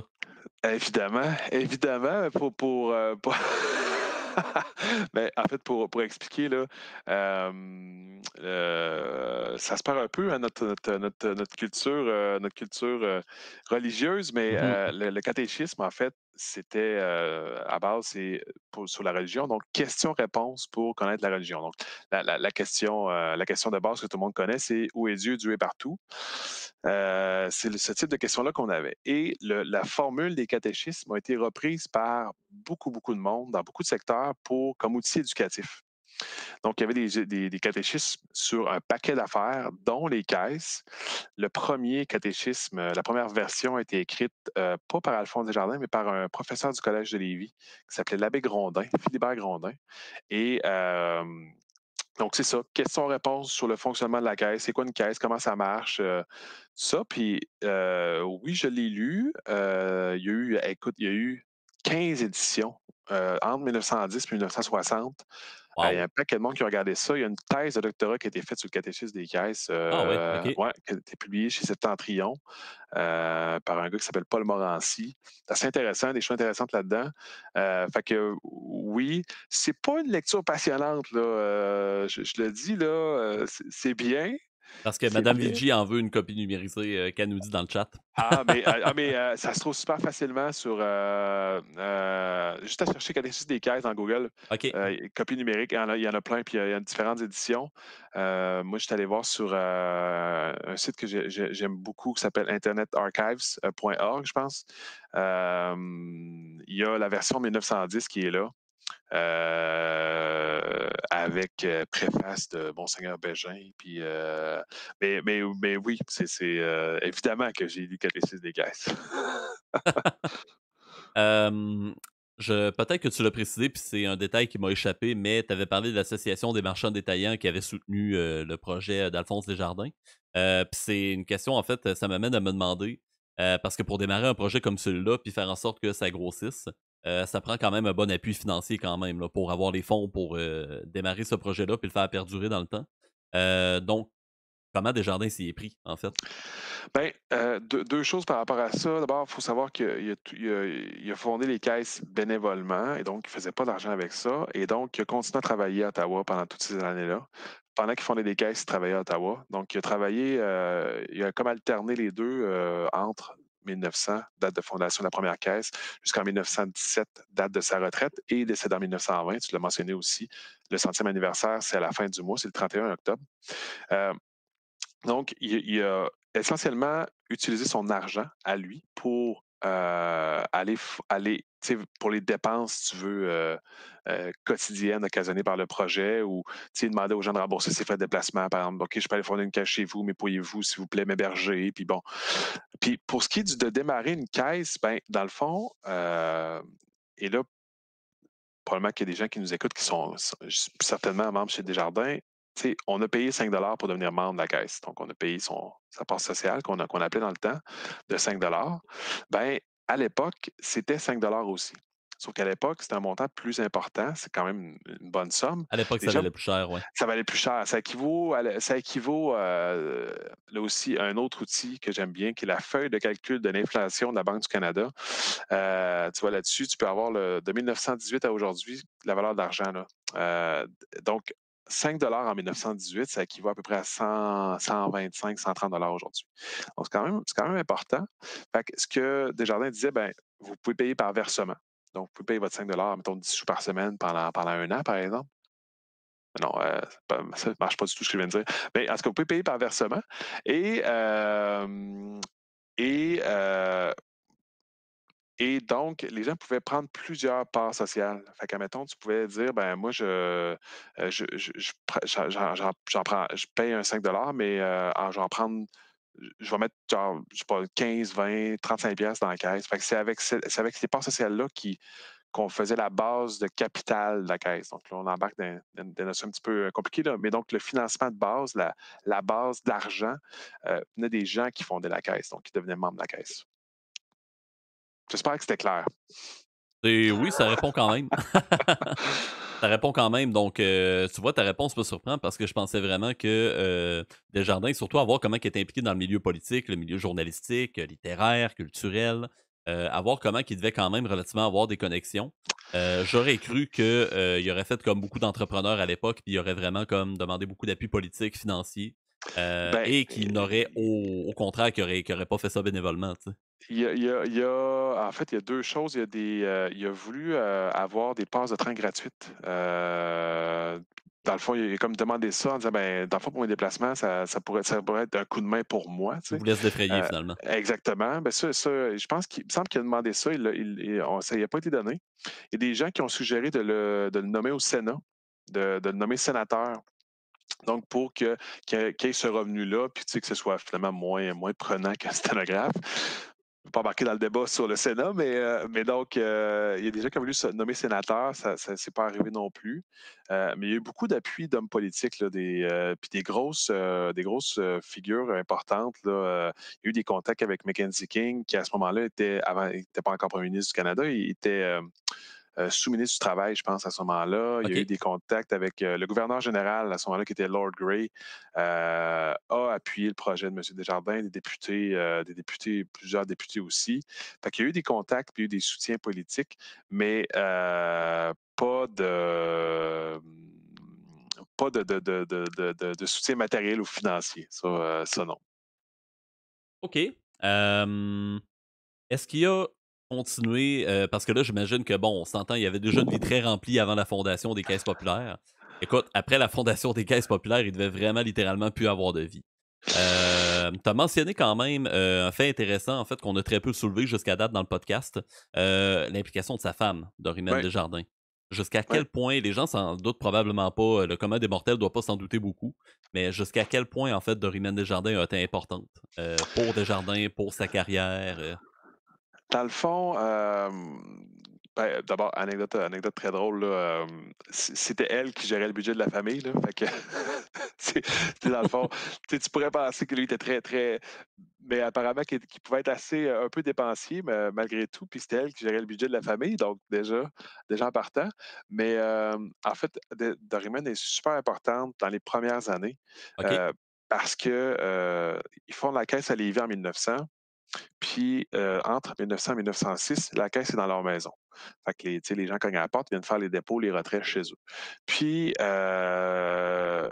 Desjardins travaille à Ottawa, donc il n'est pas là 6 mois de l'année. 1901, il trouve quelqu'un pour le remplacer. 1902, ça va. 1903, personne. Et donc, c'est Dorimène qui va être gérante de la caisse de 1903-1906. Donc, c'est elle qui accueillait les membres à la maison, qui faisait les transactions avec eux. C'est quand même assez capoté. Et après ça, elle va beaucoup l'aider avec du travail avec sa correspondance, va beaucoup l'aider, parce que la quantité de lettres qu'il recevait est assez impressionnante. Est-ce qu'il y avait quelque chose sur le chat ou... Non, c'est parce que McLean dans le chat, en fait, vient de dire content de savoir que moi et Monsieur Desjardins, on se ressemble quand t'as parlé qu'il était dépensier. Ce commentaire m'a vraiment fait rire. Mais je voulais pas t'interrompre. J'avoue. Non, mais ça valait la peine. Ça valait la peine.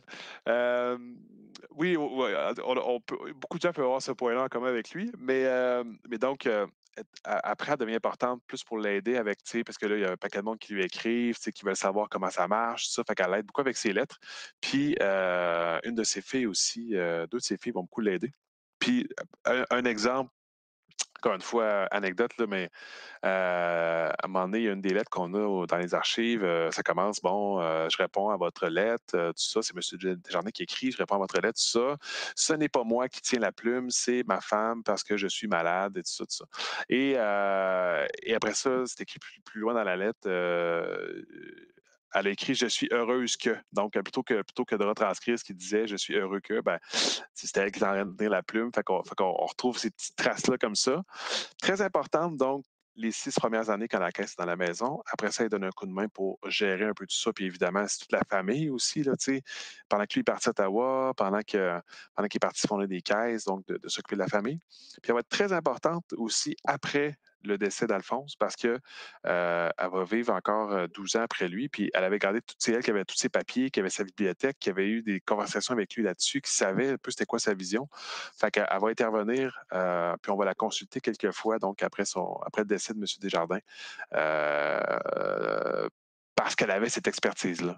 Mais tu sais, il y a une chose, par contre, et ça, je le précise tout le temps, puis elle n'a pas fondé de caisse populaire. Donc, tu sais, elle n'est pas allée fonder des caisses, mais tu sais, on a dit que c'était la cofondatrice, puis c'est parfaitement justifié de l'appeler comme ça, considérant le rôle qu'elle a joué au départ dans ce projet-là. Là.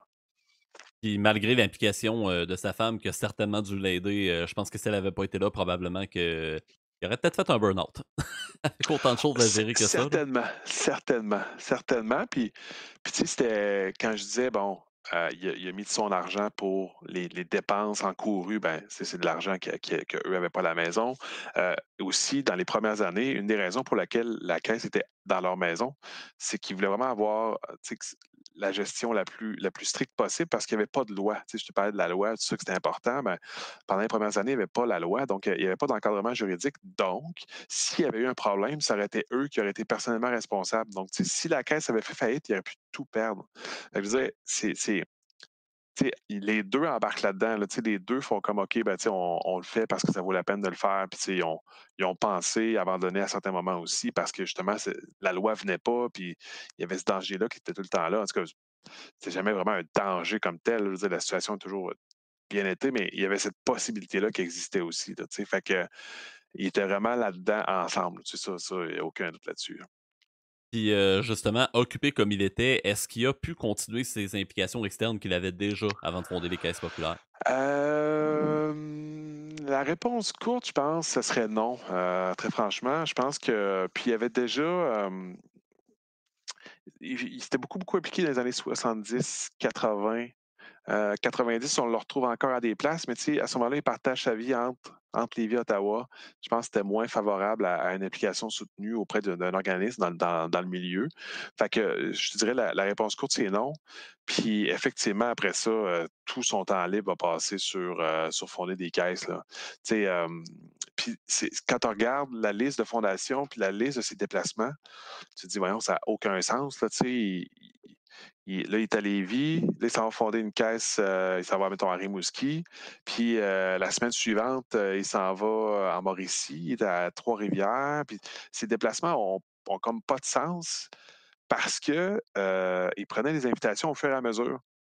Fait que, tu sais, il ne pouvait pas dire, mettons, OK, là, je m'en vais dans cette région-là, je vais fonder comme toutes les caisses dans cette région-là. Puis l'année d'après, je vais aller dans cette région-là, me fonder toutes les caisses. C'était pas ça. C'était, il recevait une lettre de quelqu'un à Rimouski qui disait on voudrait fonder la caisse ici. Il allait là.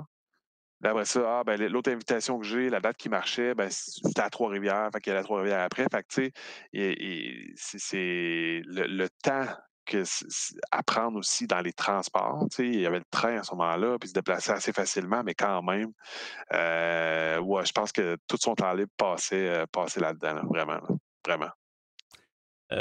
Comme dernière question que j'ai dans mon questionnaire, il y en a une couple dans le chat aussi auquel on va répondre après.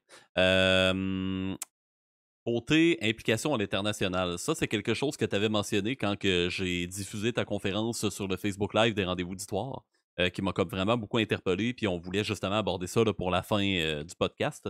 Alphonse Desjardins, il s'est impliqué dans les coopératives financières à l'international, puis je me demandais en fait quelles étaient ses implications à ce niveau-là.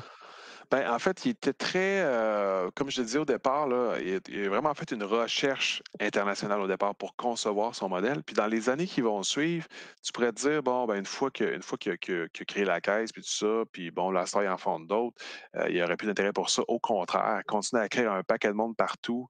Il fait venir des livres de l'Inde, tu sais, il reçoit des. Puis sa correspondance, c'est vraiment impressionnant parce que tu vois que très rapidement, c'est devenu un expert reconnu à l'international. Fait que, tu sais, OK. il reçoit une lettre de la Jamaïque. On veut fonder une caisse coopérative ici. Pouvez-vous nous aider, nous envoyer de la documentation?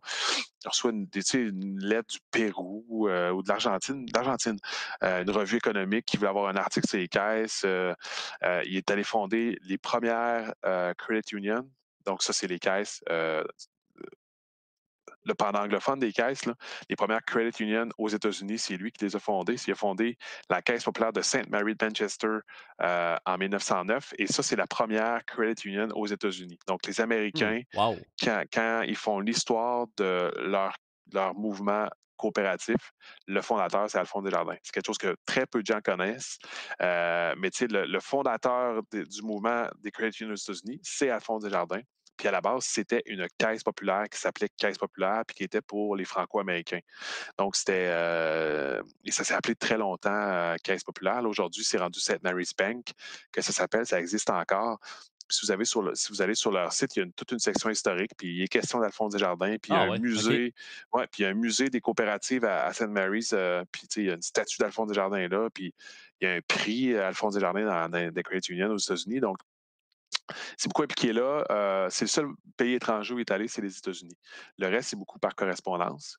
Puis après ça, ce qu'on voit, c'est après son décès, il y a comme une espèce de 20, 30 ans, où les caisses ben, sont plus occupées à s'organiser ici, à mettre sur pied l'organisation. Donc, il y a comme ces 30 ans-là, il ne se passe rien sur la scène internationale. 1950, c'est le 50e anniversaire de la fondation de la première caisse. On organise un premier congrès international dans Desjardins, un deuxième en 57, tout ça, et ça va mener à la création de l'organisme dont je parlais tout à l'heure, qui est Développement international Desjardins, DID, donc qui existe depuis 1970. Donc, comme je disais, j'ai écrit un livre qui va sortir cet automne, là, très bientôt. C'est leur 50e anniversaire. Ils vont, comme en gros, la mission, c'est aider à les mettre sur pied, initialement, à les mettre sur pied des coopératives un peu sur le modèle des caisses ailleurs dans le monde. Donc, il y a des caisses populaires qui s'appellent caisses populaires, qui existent dans certains pays en Afrique, qui ont été fondées par des gens de Desjardins qui sont allés là-bas, qui ont aidé à mettre ça sur pied. Donc, ça aussi, je pense que c'est quelque chose d'assez peu connu. Il y a Toyird qui a posé 2 questions dans le chat. La première, le bâtiment de la première caisse qui a été fondé je retrouve la date, le 6 décembre 1900. Est-ce que le bâtiment existe encore, le bâtiment d'origine? Le bâtiment où la caisse a été fondée existe encore. Aujourd'hui, c'est sur l'avenue Bégin à Lévis. Aujourd'hui, c'est un restaurant de sushi Oh! qui On n'est plus dans la même vocation. non, mais qui sont excellents par ailleurs. Donc, la caisse a été fondée là. Puis à ce moment-là, ce local-là, c'était le local d'un organisme qui s'appelait la Société des artisans canadiens-français. C'est une toute autre histoire dont je pourrais vous parler aussi, là, donc la caisse a été fondée là, il y a eu des activités là un petit peu, puis ça se passait dans la maison des Desjardins. Puis le premier vraiment local qui appartenait à la caisse, le premier lieu, là, est aussi sur l'avenue Bégin à Lévis. il y a une plaque qui l'indique, là, qui explique un peu. C'était un magasin de vêtements de fourrure jusqu'à tout récemment. Je pense qu'il vient de fermer. Mais donc, il existe encore là, sur l'avenue Bégin. Autre question également de Toirds, j'essaie de la retrouver, ce sera pas long. Ah oui. À partir de quand la caisse est devenue indépendante, qu'il met entre guillemets? À partir de quand la caisse est devenue indépendante? Je ne suis pas certain de comprendre la question. Euh, Parce que je dirais à l'inverse, en fait, ce que les caisses ont fait, c'est qu'elles se sont plutôt regroupées dans des organismes, dans des organismes fédératifs, d'abord au niveau régional, puis ensuite au niveau provincial. Donc, ça a commencé dans les années 20. Donc, après le décès de M. Desjardins, ce qu'on va mettre en place, c'est ce qu'on appelait à ce moment-là des unions régionales de caisses. OK. Donc, c'était des unions qui étaient à peu près qui finalement vont correspondre au diocèse catholique. Là. Donc, il y avait 10 unions régionales éventuellement qui sont fondées au Québec. Donc les caisses vont se regrouper. Puis, si la question c'est indépendante dans le sens de par rapport à M. Desjardins, ben, la caisse ne lui appartenait pas. Ni celle de Lévis, ni les autres. C'est pas lui le propriétaire, c'est les membres. C'est les gens qui sont là pour la fondation, puis les gens qui utilisent les services. Donc lui n'était pas propriétaire de la caisse de Lévis. Donc, quand il est décédé, ben, bon, je dis ça, mais en même temps, c'est son fils qui est devenu gérant après lui. Mais bon, son fils travaille à la caisse depuis déjà plusieurs années, là. Mais donc, il n'y a pas eu de dynastie là, Desjardins dans Desjardins. Bref. Ben écoute, merci pour la réponse. Je pense que ça répond à une question que probablement beaucoup de gens devaient se Ouais. poser aussi. Moi-même, d'ailleurs, je me demandais là, l'évolution un peu de ce qui avait été par rapport à ça. À moins que vous ayez d'autres questions dans le chat pour Pierre-Olivier, ce serait pas mal la fin, en fait, de ce 8e épisode de Diablement Historique. Pierre-Olivier, écoute, je te remercie encore une fois d'avoir accepté l'invitation. Ça a fait super plaisir de te revoir une deuxième fois là, suite au rendez-vous d'histoire. J'avais beaucoup aimé notre premier contact. Ta conférence, qui est d'ailleurs encore disponible en ligne sur... Ah non, c'est vrai. Jusqu'à fin septembre, il était disponible, les rediffusions, mais là, je pense qu'ils voulaient les mettre sur YouTube. Ah, OK. Puis, ça va éventuellement passer à ma TV aussi. Ça a déjà commencé. Je ne Ouais. sais pas quand la Ah, c'est tienne va commencé. passer, par exemple, mais Moi il y, non il y plus. avait diffusé un premier épisode là, des conférences qu'on a fait à la chapelle du Musée de l'Amérique francophone. Fait que ça a déjà commencé à ma TV, surveiller ça. Il y a une émission là, qui a été bâtie sur les rendez-vous d'histoire où Pierre-Olivier a passé. Puis c'est ça, là, dans le fond, ta conférence sur les 120 ans du mouvement des Jardins devrait normalement y figurer, j'imagine. Puis à tout le moins, là, sur la chaîne YouTube des Rendez-vous d'Histoire de Québec, elle va y figurer. Elle y figurait là, dans les rediffusions de la page Facebook, mais je sais pas si c'est encore là. En tout cas, bref, vous irez voir ça, les gens du chat. Fait que merci beaucoup. Écoute, ça a été vraiment très, très, très instructif. Moi, j'ai beaucoup, beaucoup appris, en tout cas, là, sur Alphonse Desjardins, son implication, la création des caisses Desjardins. Ça nous aide un peu à remettre un peu en contexte une des institutions financières majeures aujourd'hui, là, finalement, au Québec, duquel des milliers de personnes aujourd'hui là, sont membres partout à travers le Québec, moi incluant. J'ai mon compte chez Desjardins aussi. Lévi G qui demande, je ne suis pas certaine si ça a été mentionné, mais est-ce qu'elle prend le nom de Caisse populaire Desjardins dès le départ ou si c'est un nom qui vient plus tard un peu? En fait, initialement, c'est seulement Caisse populaire. Puis, en 1913, c'est un journaliste, c'est des journalistes, des journaux qui vont suggérer qu'on commence à appeler ça Desjardins. Donc, puis entre autres Homer Héroux, qui était au Devoir, qui suggérait ça. Puis bon, M. Desjardins lui répond et dit hey, ben, merci, je suis très flatté de ça, c'est bien gentil. Puis effectivement, on pourrait appeler ça comme ça, mais il y en a très, très peu qui vont s'appeler Desjardins de son vivant. Ça va venir plus tard, en fait. OK. Puis très longtemps, il y en a qui c'est encore juste Caisse populaire de. Puis l'uniformisation pour mettre Desjardins est plutôt arrivée dans les années 90. Donc, celles qui ne l'avaient pas encore l'ont ajouté à ce moment-là. Ah, OK, OK. Voilà. Donc écoute, merci beaucoup encore une fois d'avoir été là. On te libère pour le Ben, restant de la soirée. merci beaucoup pour l'invitation. Ça m'a fait vraiment plaisir. Puis peut-être qu'on aura l'occasion de se reparler prochainement. Justement, les gens te remercient dans le chat, disent que c'était intéressant, nous remercient tous les deux. Merci beaucoup pour cette rencontre très intéressante. Des beaux commentaires dans le chat, des beaux retours. Donc, c'est ça. Ça va être également disponible. Donc, je sais que les gens, des fois, ils préfèrent écouter ce type de contenu-là en rediffusion, version audio, version vidéo. J'ai une chaîne YouTube. Si vous faites point d'exclamation YouTube dans le chat, vous pouvez vous abonner là, directement à ma chaîne YouTube. Je vais poster la rediffusion au courant des prochains jours. Même chose aussi si vous faites point d'exclamation podcast. Dans le chat, justement, le message vient de popper. Là, mon bot, il vient de le mettre automatiquement dans le chat. Le lien Spotify est là. Le lien pour mon site web de podcast audio est également disponible. Vous allez avoir l'épisode avec Pierre-Olivier, mais aussi les 7 autres diablement historiques que j'ai fait avant d'inviter Pierre-Olivier sont également disponibles aussi. Et aussi sur toutes les plateformes de podcast possibles, là, peu importe où vous écoutez vos podcasts habituellement. Vous tapez, regardez le logo en bas à gauche, Diablement Historique. C'est également le nom, là, il est disponible dans le titre du live. Vous tapez ça dans votre moteur de recherche, vous le retrouvez, ou sinon vous passez par les liens qui sont disponibles dans le chat. Ça va être rendu disponible au courant des prochains jours, puis je vais évidemment t'envoyer les liens pour que tu puisses les repartager dans tes réseaux. Super. Donc, Merci à toi. merci encore. Bonne soirée. Bye, à la prochaine. Bye.